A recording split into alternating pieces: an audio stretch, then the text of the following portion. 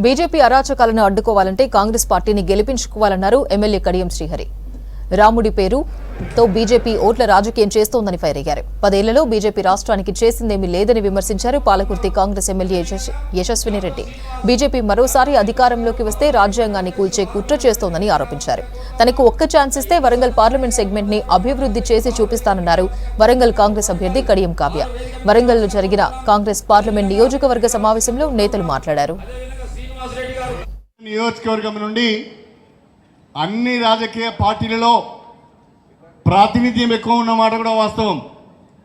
రమాకాంత్ రెడ్డి గారు అయితే పాపం ఇక మనల్ని తట్టుకోలేక 3 చెర్ల నీళ్ళు తాగిచ్చిన మమ్మల్ని అని చెప్తాడు. ఏం తాగియం తమ్మి, నీకు మంచినీళ్ళు తాగిస్తాం, ఏం భయపడాల్సిన అవసరం లేదు. వర్ధన్నపేట నియోజకవర్గానికి చెందిన వ్యక్తిని, కానీ ఏనాడు కూడా వర్ధన్నపేట నుంచి పోటీ చేసే అవకాశం కానీ ఆ ప్రయత్నం కానీ నేను చేయలేదు. కానీ వర్ధన్నపేట నియోజకవర్గ అభివృద్ధిలో నా భాగస్వామ్యం ఉన్నది. ఎమ్మెల్యేలు ఎవరున్నా నాకే అవకాశం వచ్చినా వర్ధన్నపేట నియోజకవర్గంలో అనేక అభివృద్ధి కార్యక్రమాలు చేయడం జరిగింది. ఆయన చిన్న మెదడు చిట్లిపోయినట్టున్నది. ఏం మాట్లాడాలో ఆయనకు తెలియడం లేదు, పిచ్చి పిచ్చిగా మాట్లాడుతున్నాడు. బ్రహ్మాండంగా అవకాశాలు వస్తే ప్రజలకు అండగా ఉండాలి. అవకాశాలు వస్తే రాజకీయాన్ని అడ్డం పెట్టుకొని వ్యాపారం చేసి, రియల్ ఎస్టేట్ చేసి, భూ కబ్జాలు చేసి, ల్యాండ్ పూలింగ్లో రైతుల యొక్క భూములను లాక్కొని మండలానికి ఒక గెస్ట్ హౌస్ కట్టుకొని విలాసవంతమైన జీవితాన్ని గడిపిన నీకు వర్ధన్నపేట ప్రజలు నిజంగా చక్కటి గుణపాఠం చెప్పారని చెప్పి నేను ఈ సందర్భంగా తెలియజేస్తున్నా. వర్ధన్నపేట నియోజకవర్గ కాంగ్రెస్ పార్టీ నాయకులకు, కార్యకర్తలందరికీ కూడా నేను ఈ సందర్భంగా ఒక విషయం చెప్పాలనుకుంటున్నాను. మీరు మొన్న కష్టపడి ఎమ్మెల్యేని గెలిపించుకున్నారు. నాగరాజు గారు మీకు ఎమ్మెల్యేగా ఉన్నారు. రేపు కడియం కావ్య గారిని మీరు నిండు మనసుతో ఆశీర్వదించి గెలిపిస్తే కడియం కావ్య కూడా మీకు అండగా ఉంటుంది అని చెప్పి ఈ సందర్భంగా తెలియజేస్తున్నా. అదేవిధంగా కడియం కావ్యతో పాటుగా, నాగరాజు గారితో పాటుగా, ఆ వర్ధన్నపేట బిడ్డగా, మీరు మీ కళ్ళ ముందు పెరిగిన వ్యక్తిగా నేను కూడా నా శాయశక్తుల వర్ధన్నపేట నియోజకవర్గ అభివృద్ధికి సహకరిస్తానని చెప్పి కూడా ఈ సందర్భంగా తెలియజేసుకుంటున్నాను. మరి మన ఎంపీ క్యాండిడేట్ కడియం కావ్యక్కనే తప్పకుండా గెలుస్తుంది. మరి ఇదే కాదు, బీజేపీ వాళ్ళకి మనం ఎందుకు ఓటేయాలి? వాళ్ళు ఏమైనా చేసిండ్రా? గత 10 ఏళ్లలో మనకేమైనా ఉద్ధరించిండ్రా? వాళ్ళు ఏం లేదు కదా. మరి అట్లాంటి వాళ్ళకి మనం ఓటేయద్దు. ఇప్పుడు రాజ్యాంగాన్ని రద్దు చేసే ప్రయత్నం కూడా వాళ్ళు చేస్తారు. వాళ్ళు కనుక సెంట్రల్లో వస్తే మరి అట్లాంటి వాళ్ళకి మనం ఓట్లేయద్దు. కేవలం మతాల మధ్యలో చిచ్చులు పెట్టడం తప్ప వాళ్ళకి ఏమీ రాదు. శ్రీరాముడు అనేవారు అందరి దేవుడు, బీజేపీ సొత్తు కాదు. మరి ఇట్లా కనుక మత కలహాలు సృష్టిస్తే మన దేశం ఎక్కడ ఆగమైపోతుందో మీరు అందరు కూడా ఆలోచించాలి.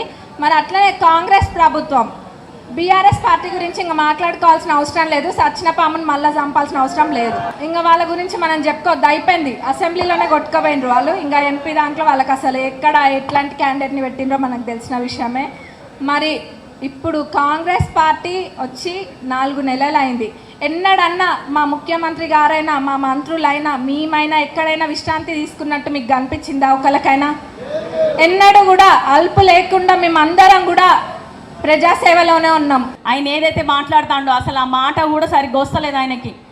ఇట్లాంటి వ్యక్తులు ఢిల్లీకి వెళ్ళి ఏం మాట్లాడతారు అన్నది మీరు గుర్తుపెట్టుకోవాలి. వర్ధన్నపేటలో మింగిన భూములు ఇంకా అరగనే లేదు. ఇప్పుడు ఇంకో 6 నియోజకవర్గాలలో భూములు మింగడానికి సిద్ధంగా ఉన్నాడు. కాబట్టి భూములు, జాగలు, ఆస్తులు ఉన్న ప్రతి వ్యాపారవేత్తలందరూ కూడా జాగ్రత్తగా ఉండండి. పోలీసు వర్ధన్నపేటను కాపాడుతున్నాడు, కానీ నాగరాజు అన్న మరి మిగతా 6 నియోజకవర్గాలు కాపాడుకోవాలంటే మనమందరం ఒకటి అవ్వాలి. ఆ దొంగని రానియకుండా చెయ్యాలి. తర్వాత ఆయనకి ఏ ఓటు కూడా ఆయనకి పడకుండా చూసుకోవాలి మనమందరం. మీరందరూ కూడా, నేను మిమ్మల్ని అందరినీ ఒకటే కోరుకుంటున్నా. ఆడబిడ్డ ఎప్పుడు పుట్టింటి సుఖం కోరుకుంటుంది, పుట్టింటి బాగా కోరుకుంటుంది, అన్నదమ్ముల బాగా కోరుకుంటుంది. అట్లనే నేను మీ వర్ధన్నపేట ఆడబిడ్డగా మీ అందరి బాగా కోరుకుంటాను. 24 గంటల్లో మీకు అందుబాటులో ఉంటాను. వర్ధన్నపేట ఎమ్మెల్యే మన పోలీస్ బాస్ నాగరాజు అన్న గారి సలహాలు, సూచనల మేరకి వర్ధన్నపేట అంటే ఎట్లయినా నాకు కొంచెం మమకారం ఎక్కువనే కాబట్టి, అక్కడ పని చేసిన కాబట్టి ఎట్లయినా కొంచెం ఎక్కువనే నిధులు అక్కడ ఇస్తా అని ఇక్కడ మీ అందరి ముందు చెప్తున్నాను. రాహుల్ గాంధీ పాపం కన్యాకుమారి నుంచి కాశ్మీర్ వరకు వెళ్ళి ప్రేమని పంచండి అని మాట చెప్తున్నాడు. ఈయనేమో విద్వేషాన్ని రెచ్చగొడుతున్నాడు. భారత్ జోడో యాత్ర అంటే ఆయన భారత్ బేజో యాత్ర అనే చేస్తున్నాడు. అంటే భారతదేశంలో ఉన్న అన్నిటిని కూడా అమ్ముకోవడానికి సిద్ధంగా ఉన్నాడు మన నరేంద్ర మోడీ. రాహుల్ గాంధీ మాత్రం చాలా మంచిగా మన భవిష్యత్తు తరాల కోసం ఆలోచిస్తున్నాడు అన్నది మీరందరూ గుర్తుపెట్టుకోవాలి.